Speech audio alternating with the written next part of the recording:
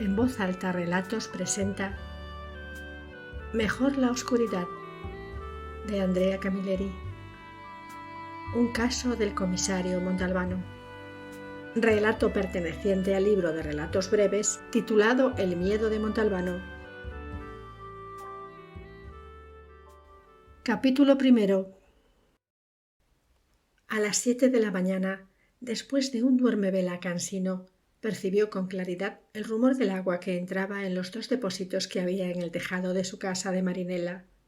Y, puesto que el ayuntamiento de Vigata se dignaba facilitar agua a los ciudadanos cada 3 días, el rumor significaba que Montalbano podría ducharse como Dios manda. En efecto, tras prepararse el café y beber reverentemente la primera tacita, corrió al cuarto de baño y abrió al máximo los grifos. Se enjabonó, se enjuagó, cantó desafinando toda la marcha triunfal de Aída, y cuando se disponía a coger la toalla, oyó el timbre del teléfono. Salió desnudo del cuarto de baño, mojando todo el suelo, cosa que después su asistenta Adelina le haría pagar sin dejarle nada en el horno ni en la nevera, y levantó el auricular. Oyó un tono continuo. ¿Cómo era posible que el teléfono siguiera sonando? De pronto comprendió que no era el teléfono, sino el timbre de la puerta. Miró el reloj de la consola del comedor. No eran aún las 8 de la mañana. ¿Quién podía llamar a aquella hora a la puerta de su casa como no fuera alguno de sus ayudantes? Para que le molestaran a esas horas, debía de tratarse sin duda de algo realmente grave.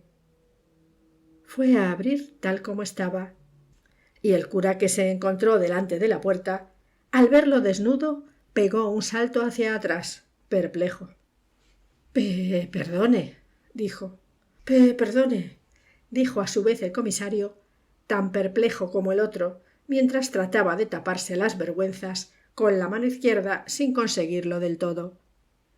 El cura no lo sabía, pero a pesar de la embarazosa situación, había ganado un punto en la consideración de Montalbano, porque al comisario le caían muy mal los curas que se vestían de seglar, ya fuera con vaqueros y jersey o con traje de sport. Daban la impresión de querer esconderse, mimetizarse. El que estaba delante de su puerta, en cambio, iba con sotana y era un delgado y distinguido cuarentón con cara de persona comprensiva. «Pase y siéntese mientras voy a vestirme», dijo Montalbano, desapareciendo en el cuarto de baño. Al regresar, lo encontró de pie en la terraza, contemplando el mar. La mañana se presentaba con colores muy limpios y fuertes. «¿Podemos hablar aquí?», preguntó el cura. «Por supuesto», contestó el comisario, anotándole otro tanto a su favor. «Soy el padre Luigi Barbera». Se estrecharon la mano. Montalbano le preguntó si le apetecía un café, pero el cura dijo que no.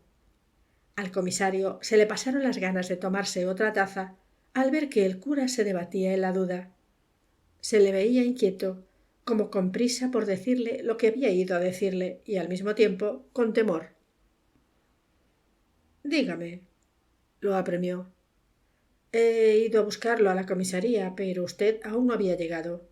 Uno de sus hombres ha tenido la amabilidad de decirme dónde vive y me he tomado la libertad de venir». Montalbano no dijo nada. «Es una cuestión delicada». El comisario observó que al cura le brillaba la frente a causa del sudor.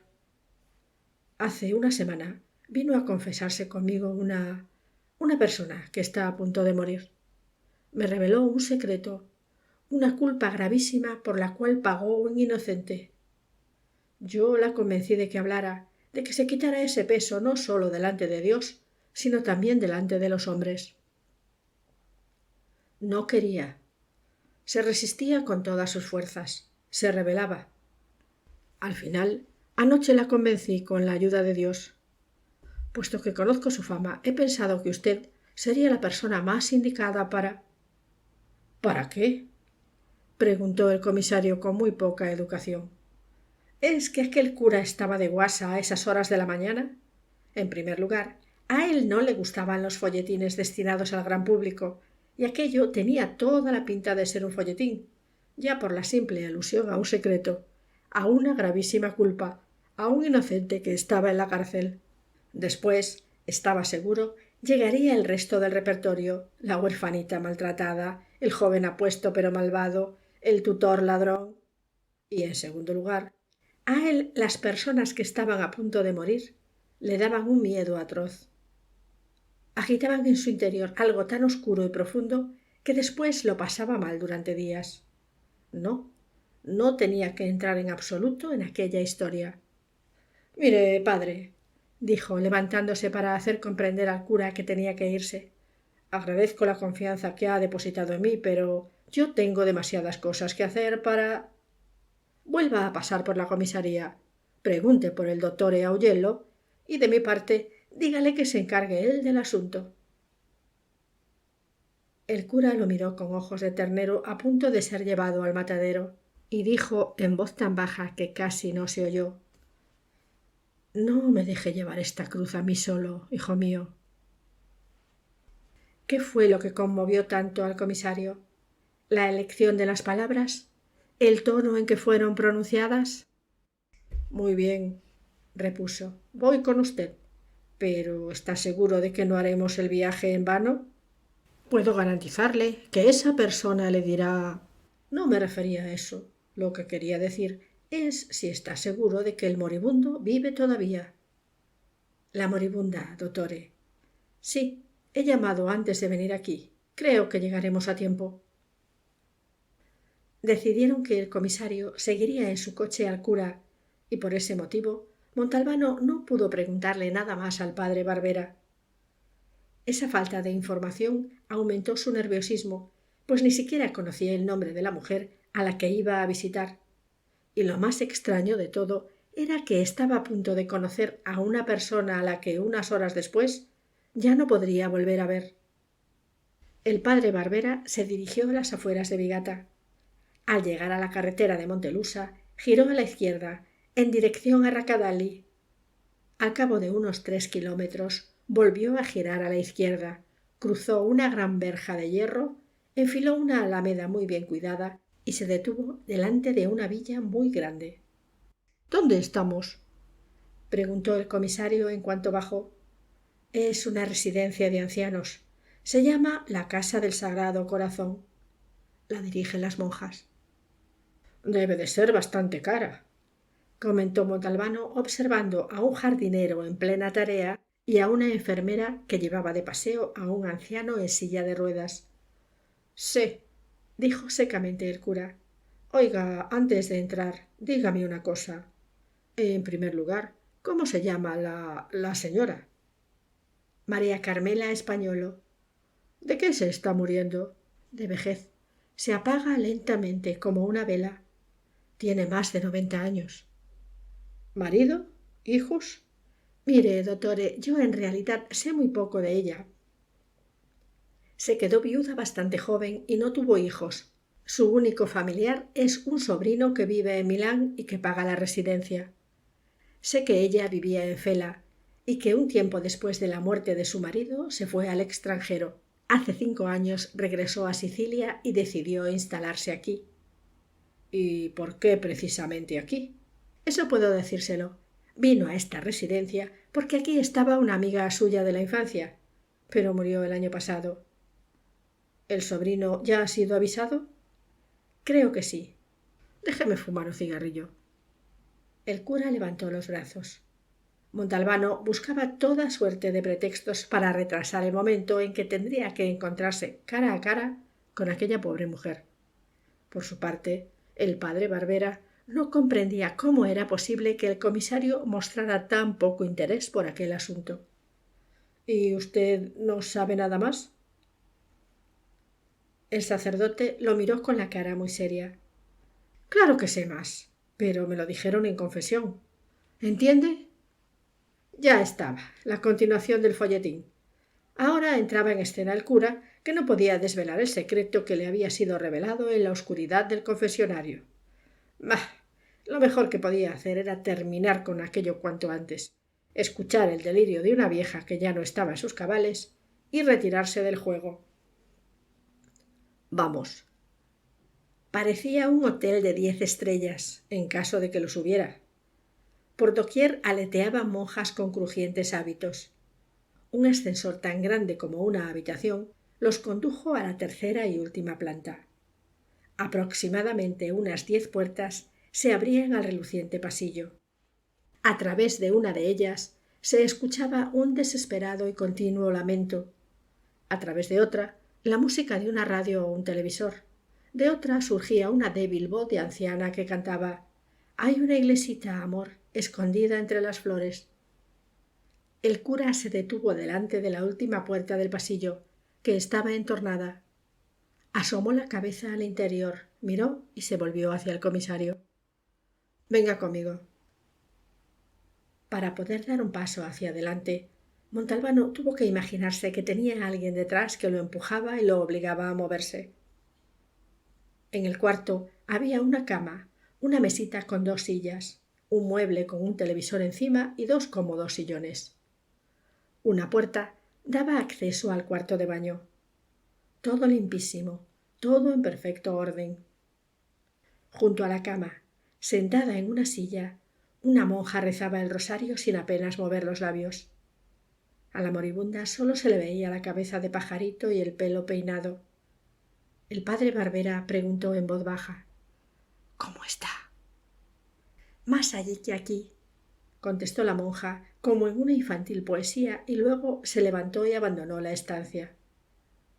El padre Barbera se inclinó sobre la menuda cabeza. «Señora Españolo, María Carmela, soy el padre Luigi». Los párpados de la anciana no se abrieron, se limitaron a temblar. «Señora Españolo, está aquí la persona que le dije. Puede hablar con él. Ahora yo me retiro. Volveré cuando haya terminado». Ni siquiera entonces la anciana abrió los ojos. Se limitó a asentir levemente con la cabeza. El cura, al pasar junto al comisario, le dijo en un susurro: «Tenga cuidado». «¿Por qué?» Al principio el comisario no lo entendió, pero después comprendió perfectamente lo que había querido decir el cura. «Tenga cuidado, porque esta vida pende de un hilillo de nada, de un invisible y fragilísimo hilo de telaraña, y sería suficiente un tono de voz demasiado alto, un leve acceso de tos para romperlo». Se acercó de puntillas, se sentó cautelosamente en la silla y dijo en voz baja, dirigiéndose más a sí mismo que a la moribunda: «Aquí estoy, señora».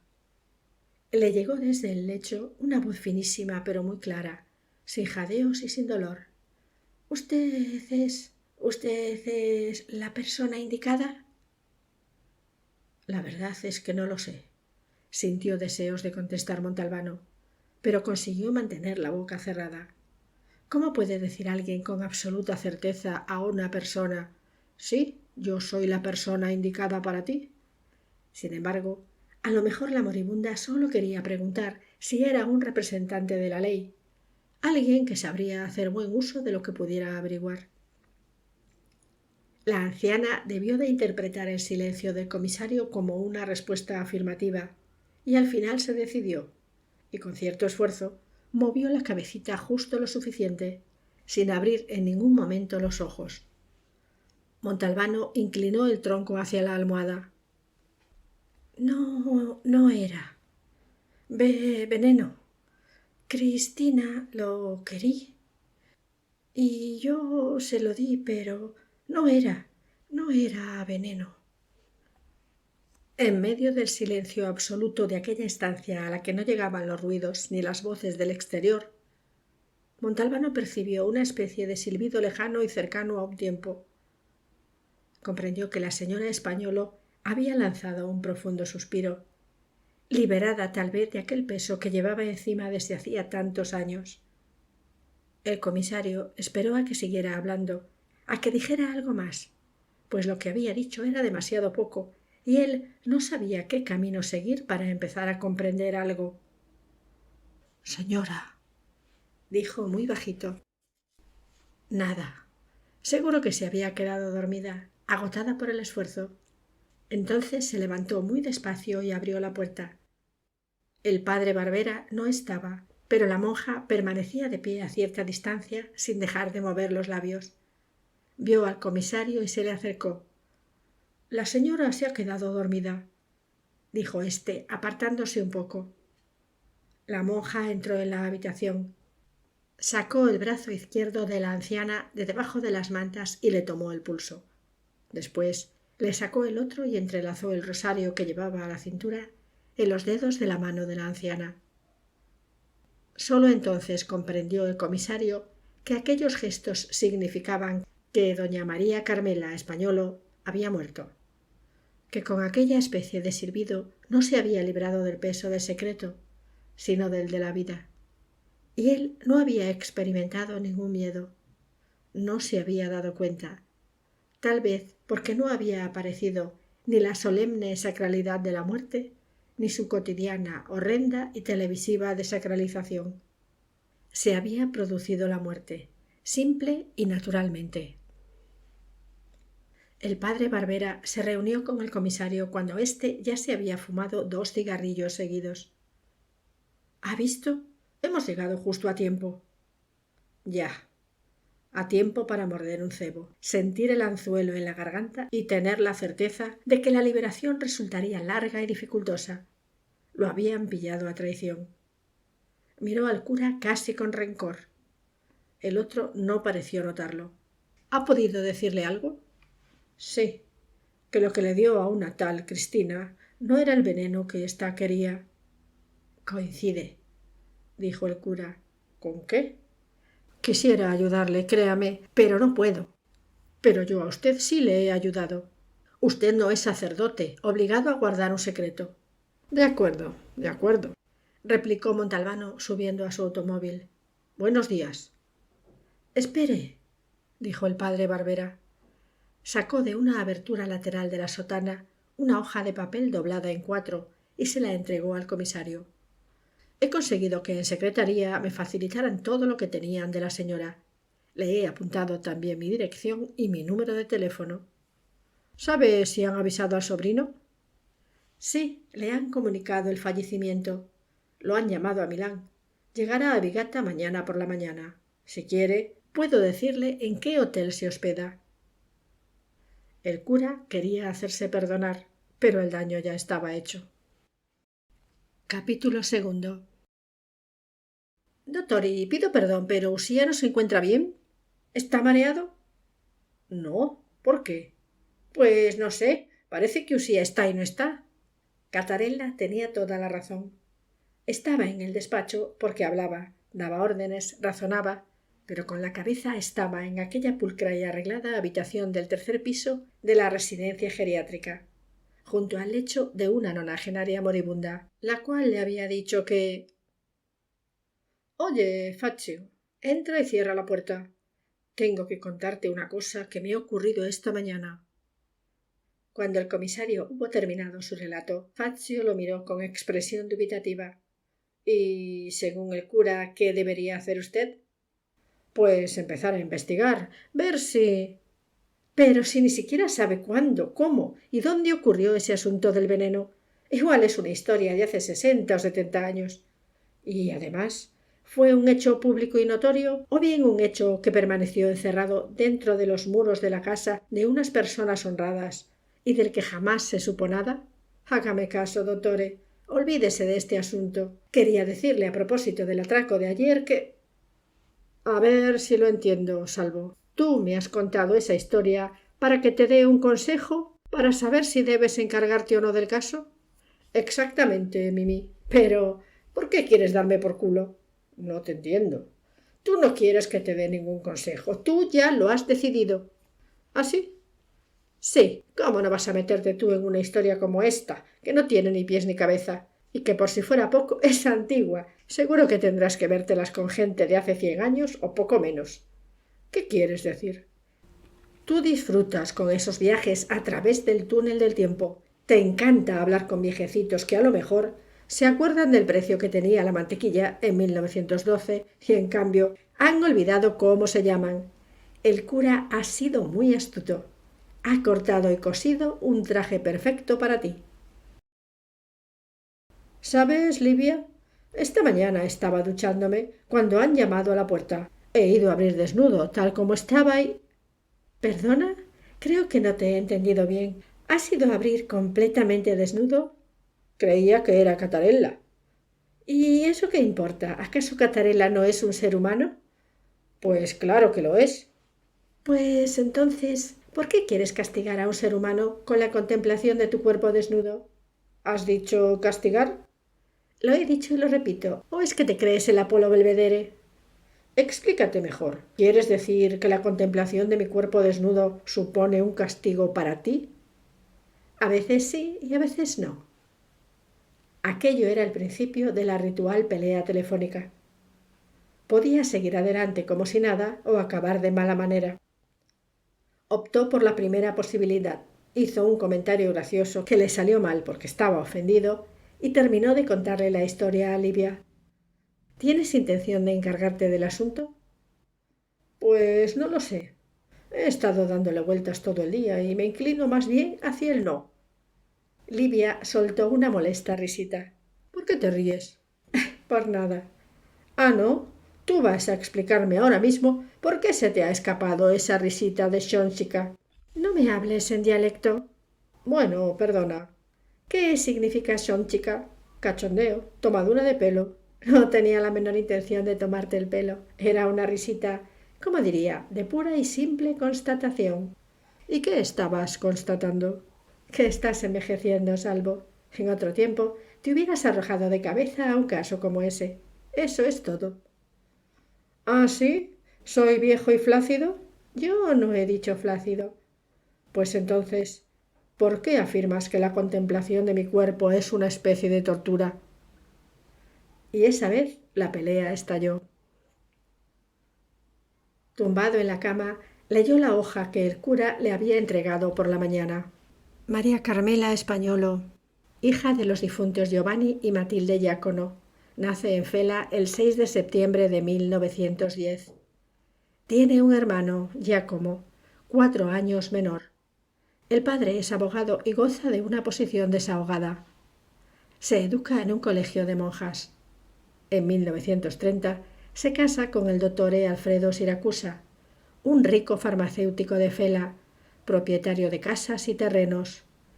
La pareja no tiene hijos. Se queda viuda en 1949 y a mediados del año siguiente lo vende todo y se traslada a París, donde vive su hermano Giacomo, diplomático de carrera. Le sigue en todos sus desplazamientos. Después muere su hermano, que está casado y tiene un hijo llamado Michele. María Carmela Españolo sigue recorriendo el mundo con su sobrino soltero, Michele, que se ha convertido en ingeniero del ENI, la empresa nacional de hidrocarburos. Cuando Michele Españolo se jubila y fija su residencia en Milán, María Carmela pide ser acogida en la Casa del Sagrado Corazón. Ha donado todo su dinero, que es mucho, a su sobrino. Este, a cambio, atenderá las necesidades de su tía mientras viva. Y San se acabó. Bien mirado, de aquella lectura Montalbano no había sacado nada en claro. O puede que hubiera algo y que ese algo pudiera traducirse en una pregunta. ¿Por qué una mujer, a los pocos meses de enviudar, lo vende todo y se va al extranjero, dejando atrás costumbres, hábitos, familiares y amistades? Aquella noche, seguro que por culpa de los 3/4 de kilo de pulpitos gratinados que Adelina le había dejado y que él se había zampado religiosamente, pese a constarle que eran de peligrosa digestión, sufrió varias pesadillas. En una de ellas iba por la calle completamente desnudo, tenía el rostro arrugado y la piel le colgaba formando pliegues. Caminaba apoyado en 2 bastones y rodeado por un numeroso grupo de mujeres que, curiosamente, se parecían a Livia. Estas le tomaban el pelo y azuzaban contra él unos perros furiosos. Él intentaba refugiarse en alguna casa, pero todas las puertas estaban cerradas. Finalmente veía una que estaba abierta, entraba y se encontraba en el interior de una cueva llena de humo y de hornillos sobre los cuales había alambiques y destiladores. Una cavernosa voz de mujer le decía: «Acércate. ¿Qué quieres de Lucrecia Borgia?» Él se acercaba y descubría que Lucrecia Borgia no era sino la pobre señora María Carmela Españolo, viuda de Siracusa, recién fallecida. Estuvo dando vueltas en la cama casi hasta las 5. Después le entró sueño y durmió 4 horas seguidas. Cuando se despertó eran las 9. Se lavó y se afeitó a toda prisa soltando palabrotas. Se vistió, abrió la puerta y se encontró directamente en el ojo el dedo del padre Barbera, quien se disponía a llamar al timbre. Vaya, lo que faltaba. Aquel cura se había aprendido el camino de su casa y ahora ya no lo olvidaba. ¿Hay alguien más que esté a punto de morir? Preguntó con estudiado tono malhumorado. El padre Barbera pareció no captar la ironía. ¿Puedo entrar? Solo unos minutos. Montalbano lo hizo pasar, pero no lo invitó a sentarse. Ambos permanecieron de pie. Esta noche no he pegado ojo, dijo el cura. ¿Usted también cenó pulpos gratinados? No, yo solo tomé una sopita con un poco de queso. Y no añadió nada más. ¿Sería posible que se hubiera desplazado hasta Marinela para comunicarle el menú de la víspera? Oiga, esta vez sí que no tengo tiempo. He venido para rogarle que lo deje correr. ¿Qué derecho tengo yo a poner en su conocimiento como representante de la ley un hecho acaecido hace tanto tiempo que... Concretemos. ¿Fue en los primeros 6 meses de 1950? El padre Barbera se sobresaltó y lo miró sorprendido. Montalbano comprendió que había dado en el blanco. ¿Se lo dijo la difunta? No. Entonces, ¿cómo lo sabe? Porque soy policía. Siga. Verá, es que no creo que tengamos ningún derecho a sacar a la luz un hecho que con el paso del tiempo llegó a su conclusión y alcanzó el olvido. Volverían a abrirse antiguas heridas. Puede que surgieran nuevos rencores. Alto ahí, dijo Montalbano. Usted habla de heridas y rencores, y el juego le resulta más fácil porque sabe más que yo. Yo, en cambio, no estoy en condiciones de valorar nada. Todo es como una densa bruma. Pues entonces, asumo mi responsabilidad y le digo que se olvide de esta historia. Podría, pero con una condición. ¿Cuál? Ahora se la digo, pero antes tengo que pensar un poco. Vamos a ver. En uno de los primerísimos meses del año 1950, una tal Cristina le pide a doña María Carmela, esposa o viuda reciente de un farmacéutico, un poco de veneno. Doña María Carmela, por razones que nos será difícil llegar a conocer, o bien sospechando que Cristina quiere utilizar el veneno para asesinar a alguien, le da en su lugar unos polvos inofensivos. Le gasta una broma pesada, como las que suelen gastar los curas, y usted me perdonará, padre. Cristina administra el veneno a la persona a la que quiere matar, y ésta sigue viva, sin más molestias que un ligero dolor de estómago. El cura escuchaba al comisario con el cuerpo inclinado hacia adelante, como un arco en tensión. No obstante, si las cosas hubieran sucedido de esa manera, doña María Carmela no tendría motivo para sentir remordimiento. No era veneno y, por consiguiente, no habría por qué. Sin embargo, si doña María Carmela ha experimentado durante tantos años y hasta el momento de su muerte una congoja tan grande, eso significa que las cosas no salieron tal como ella esperaba. ¿Me explico? Perfectamente, contestó el cura con los ojos clavados en los del comisario. Y ahora llegamos al punto crucial. Por lo que parece, aunque Cristina no recibió el veneno, el homicidio se produjo. No era sudor sino agua lo que bajaba por la frente del padre Barbera.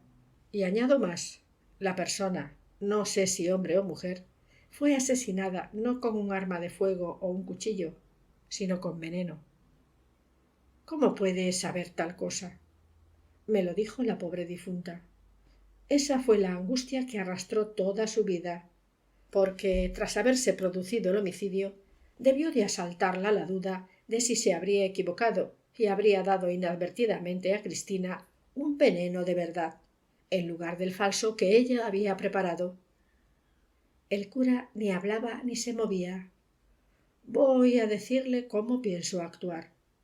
Si la persona que cometió el homicidio lo ha pagado, a mí el asunto ya no me interesa. Pero si todavía hay algo que no esté claro, que no ha quedado resuelto, seguiré adelante. A pesar de los más de 50 años transcurridos, ¿quiere que le diga una cosa, padre Barbera? Yo a veces me pregunto qué pruebas tenía Dios para acusar a Caín del homicidio de Abel. Si yo pudiera, tenga por seguro que abriría una investigación. El padre Barbera lo miró estupefacto, y la parte inferior del mentón le cayó sobre el pecho. Después extendió los brazos, resignado. Siendo así, se encaminó hacia la puerta, pero antes de salir añadió: «Ha llegado Michele Españolo. Se hospeda en el Hotel Pirandello». Se presentó con retraso a la reunión con el jefe superior de policía, Bonetti Alderighi. Este se limitó a mirarlo con desprecio y esperó en silencio, para subrayar su descortesía, a que el comisario se sentara pidiendo disculpas a derecha e izquierda a sus compañeros. Después reanudó su disertación sobre el tema «¿Qué puede hacer la policía para recuperar la confianza de los ciudadanos?». Uno propuso crear un concurso con premios. Un segundo dijo que lo mejor sería organizar un baile con premios jugosos y cotillón. Un tercero sostuvo que podían invitar a la prensa a que colaborara. «¿En qué sentido?», preguntó Bonetti Alderighi. «En el sentido de que pueden disimular algo más cuando nos equivocamos o no conseguimos». Entiendo. Lo cortó rápidamente el jefe superior. ¿Alguna otra propuesta? El índice y el dedo medio de la mano derecha de Montalbano se levantaron por su cuenta y riesgo sin que el cerebro se lo hubiera mandado. El comisario contempló sus dedos levantados con cierto estupor, y el jefe superior lanzó un suspiro. «Diga, Montalbano, ¿y si la policía cumpliera siempre y en todo momento con su deber sin provocar ni prevaricar?». La reunión se disolvió en medio de un ambiente glacial. Para regresar a Vigata tenía que pasar necesariamente por delante del Hotel Pirandello. No esperaba encontrar a Michele Españolo, pero podía probar, por si acaso. «Sí, comisario, está en su habitación. ¿Le paso el teléfono?» «Oiga, soy el comisario Montalbano». «¿Comisario de qué?» «De las fuerzas del orden del Estado». «¿Y qué quiere de mí?». El ingeniero españolo parecía sinceramente sorprendido. «¿Hablar? ¿A propósito de qué?». «De su tía». La voz del ingeniero brotó de su garganta en un tono similar al de una gallina estrangulada. «¿Mi tía?». «Mire, ingeniero, estoy aquí en su hotel. Si usted tuviera la amabilidad de bajar, podríamos hablar mejor». «Bajo ahora mismo». El ingeniero era un hombre de 60 y tantos años, más bien bajo de estatura y con la cara como de barro cocido, pues la piel se le había asado bajo el sol de los desiertos en busca de petróleo.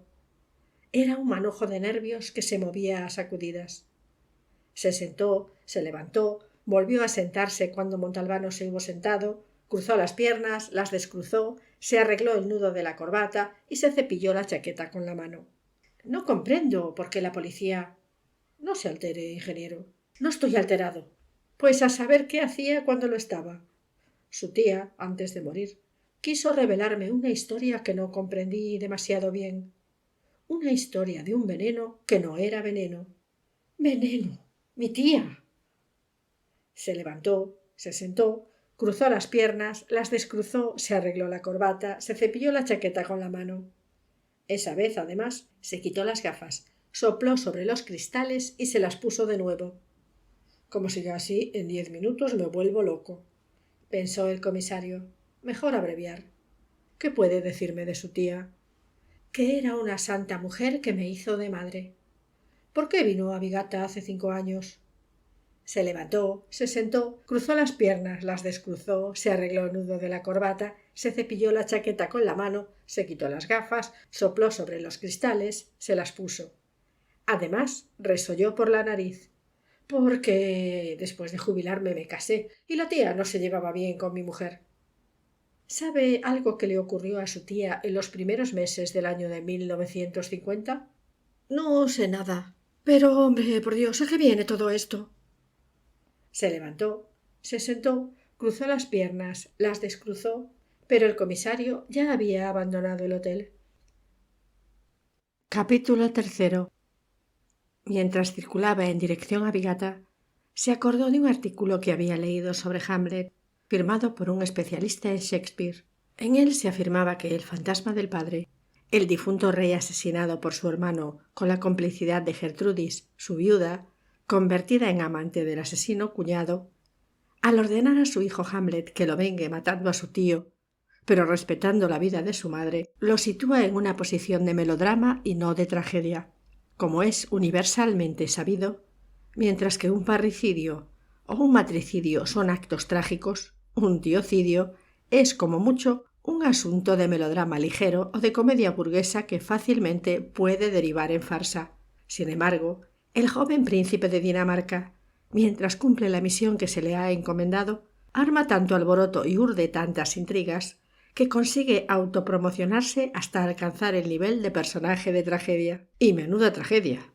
Una vez establecidas las necesarias distancias entre su persona y Hamlet, y considerando que doña María Carmela le había hablado cuando todavía no era un fantasma, aunque le faltaba poco para serlo, considerando asimismo que la pobre mujer no le había asignado explícitamente ninguna misión, y que en todo caso quien quería encomendarle la misión era el padre Barbera, personaje fácilmente eliminable, habida cuenta de que en la tragedia de Shakespeare no aparece ninguno, considerando pues todo ello, ¿por qué razón iba él a transformar con su investigación un folletín en una novela policíaca?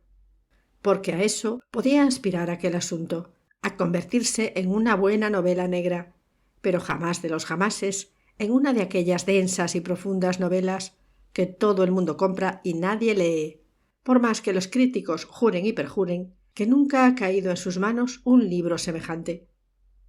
Por eso, cuando entró en comisaría, adoptó la firme decisión de no encargarse jamás de la historia del veneno, que no era veneno, aunque le tiraran del ronzal, como se hace con los burros testarudos. Hola, Salvo, ¿sabes una cosa?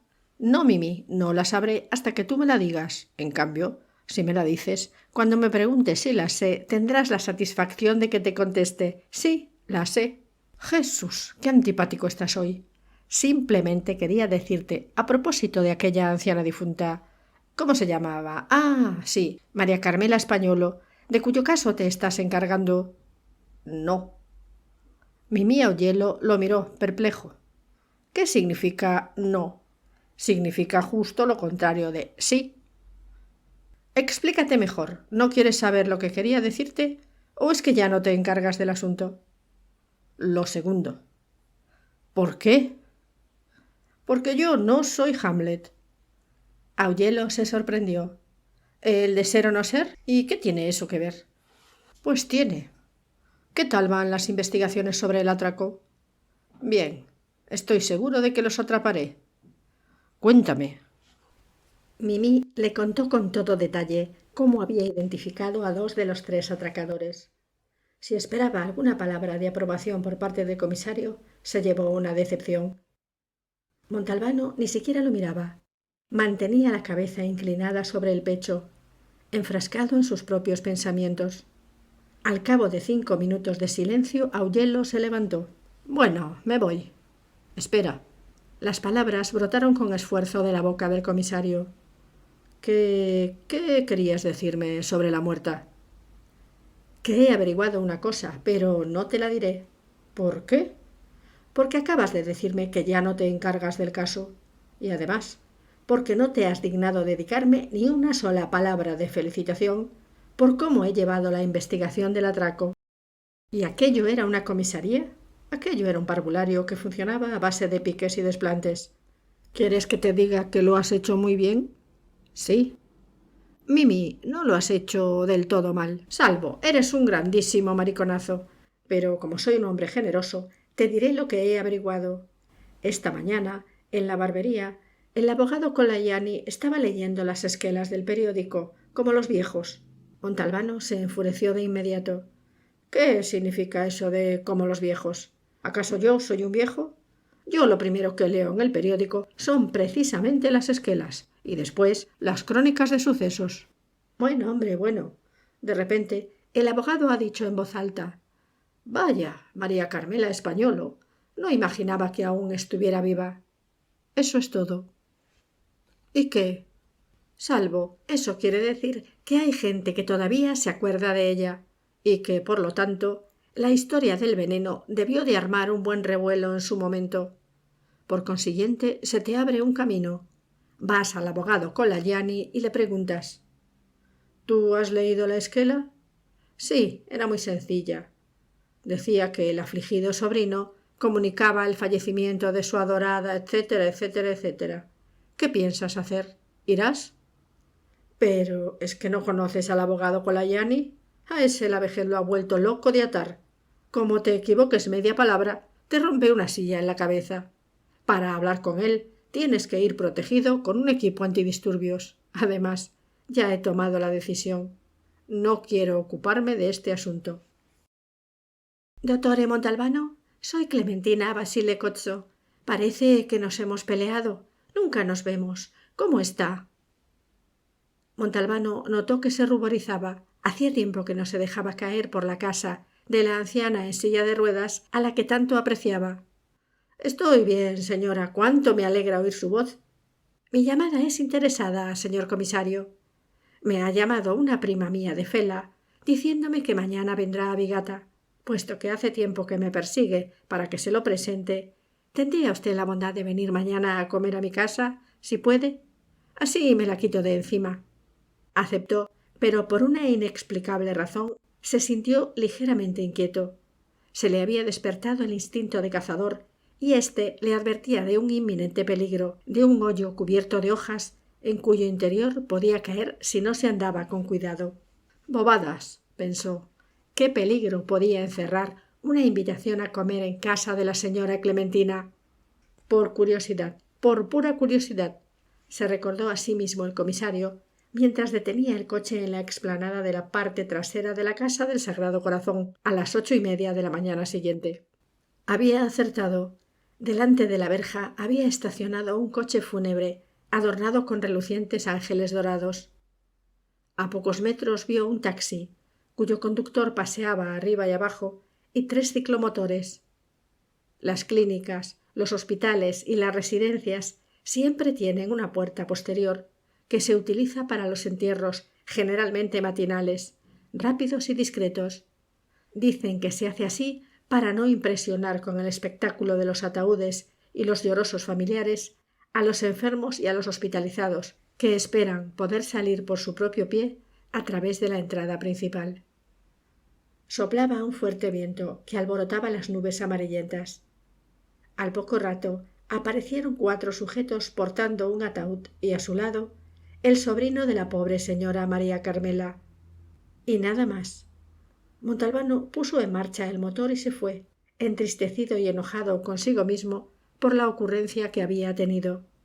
Pero ¿se podía saber qué coño había ido a hacer aquel entierro, cuya sordidez era tan desoladora que casi resultaba ofensiva? ¿Por curiosidad? ¿Sobre qué? ¿Para descubrir qué nuevos e imaginativos tics se sacaba de la manga el ingeniero españolo? En cuanto la asistenta de la señora Clementina Basile Cozzo le abrió la puerta, Montalbano comprendió por la mirada que la mujer le dirigió que ésta seguía teniéndole una antipatía tan profunda como inexplicable. Se lo perdonaba en parte porque era una excelente cocinera. «¿Cómo pasa el tiempo, verdad?», dijo la asistenta, quitándole desconsideradamente de las manos la bandeja de cannoli, los típicos dulces sicilianos rellenos de requesón azucarado y fruta confitada que llevaba. ¿Qué quería decir? Que en menos de un año se había convertido en un viejo. Y, por si fuera poco, en respuesta a su inquisitiva y preocupada mirada, la muy infame sonrió. En el salón, con el cuerpo desparramado en un sillón que estaba al lado de la silla de ruedas de la señora Clementina, había una mujer gordísima, de unos 50 y tantos años, que ya desde las primeras palabras que pronunció demostró ser una gritona, una mujer que en lugar de hablar utilizaba una entonación que era prima hermana de un do de pecho. Le presento a mi prima, Chichina Adorno, dijo la señora Clementina, suplicando con su tono de voz la comprensión del comisario. Virgen Santísima, cuánto me alegro de conocerlo.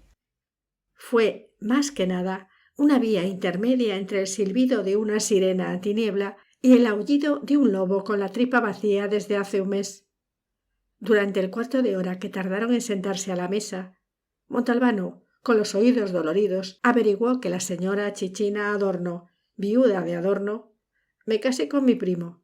No tenía 50 y tantos años, sino 70 y tantos, y tuvo que soportar la explicación de por qué la señora había tenido que trasladarse de Fela a Bigata por culpa de una discusión con un individuo a quien había alquilado una casita de su propiedad y se negaba a pagarle el alquiler porque en el tejado había una gotera y cuando llovía le entraba agua en el salón de visitas. ¿A quién correspondía, según el comisario, que entendía de leyes, el pago de la reparación de la gotera? Por suerte, en aquel momento apareció la asistenta para anunciar que la comida estaba lista. Aturdido por los gritos, el comisario no pudo disfrutar de la pasta al horno, cuyo nivel de excelencia debía de estar justo por debajo del límite máximo, más allá del cual estaba Dios. Como contrapartida, la señora Chichina había pasado al tema que más le interesaba, es decir, la averiguación de los más mínimos detalles de las investigaciones y de los casos resueltos por Montalbano, cuyos pormenores ella conocía con toda precisión.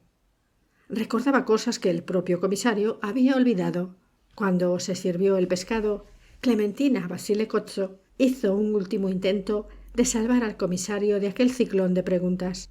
Chichina, ¿tú qué crees, que la emperatriz de Japón tendrá un varón o una niña? Y mientras Montalbano se quedaba perplejo ante aquella inesperada alusión al sol naciente, o lo que fuera, la señora Clementina le explicó que su prima lo sabía todo acerca de las casas reales de todo el mundo. La señora Chichina no mordió el anzuelo. ¿Y tú quieres que me ponga a hablar de esas cosas teniendo delante a nuestro comisario? Y sin detenerse tan siquiera para recuperar el resuello, añadió: ¿Qué opina del caso Notar Bartolo? ¿Qué Notar Bartolo? ¿Está de broma? ¿No se acuerda de Notar Bartolo, el del Banco de Sicilia? Era un suceso acaecido a principios del siglo XX o a finales del XIX, pero la señora Chichina hablaba de él como si hubiera ocurrido la víspera. Porque yo, señor comisario, lo sé todo acerca de los delitos ocurridos en Sicilia desde la unificación de Italia hasta hoy.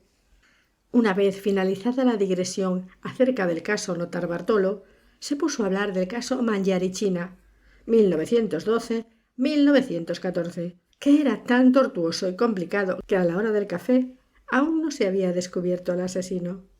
Llegado a ese punto, y temiendo tener los tímpanos gravemente dañados, Montalbano consultó su reloj, se levantó, simuló una repentina prisa, dio las gracias y se despidió de la señora Clementina. Chichina Adorno lo acompañó a la puerta. «Disculpe, señora», preguntó el comisario sin apenas darse cuenta de lo que estaba preguntando. «¿Usted recuerda a una tal María Carmela Españolo?» «No», contestó con firmeza la señora Adorno, la que lo sabía todo acerca de los delitos de sangre cometidos en la isla. Sentado en la roca bajo el faro, se entregó a una especie de autoanálisis. No cabía duda de que la respuesta negativa de Chichina Adorno lo había decepcionado. ¿Eso significaba que él quería encargarse de aquella investigación? ¿Sí o no? Que se decidiera de una vez. Bastaba con un mínimo de iniciativa. Presentarse, por ejemplo, al abogado Colaiani y conseguir que éste le dijera, aun a riesgo de que le soltara un guantazo, lo que sabía acerca de María Carmela Españolo. Porque no cabía duda de que Colaiani la conocía, dada su reacción ante el anuncio del óbito. O bien podía ir a la biblioteca pública, pedir los números de 1950 del periódico más importante de la isla y, con paciencia de santo, averiguar qué había ocurrido en Fela en el primer semestre de aquel año, o bien encargarle a Catarella que buscara la información en su ordenador. Entonces, ¿por qué no lo hacía?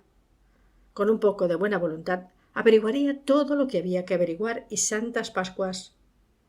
Tal vez era porque no le gustaba añadir al encarnizamiento terapéutico. tan discutido por médicos, curas, moralistas y presentadores de televisión, y al judicial, tan discutido por jueces y políticos, el encarnizamiento investigador que, por el contrario, jamás sería discutido por nadie? ¿O bien porque, y este le pareció finalmente la explicación más apropiada, prefería mantener una actitud pasiva, es decir, ser como la orilla del mar, a la que de vez en cuando llegan restos de naufragios? Algunos se los vuelve a llevar el mar, y otros se quedan allí, tostándose bajo el sol. En tal caso, lo mejor era esperar a que las olas arrojaran más restos. Estaba a punto de irse a dormir cuando sonó el teléfono. Era la 1 de la madrugada. Tenía que ser Livia. «Hola, cariño», dijo.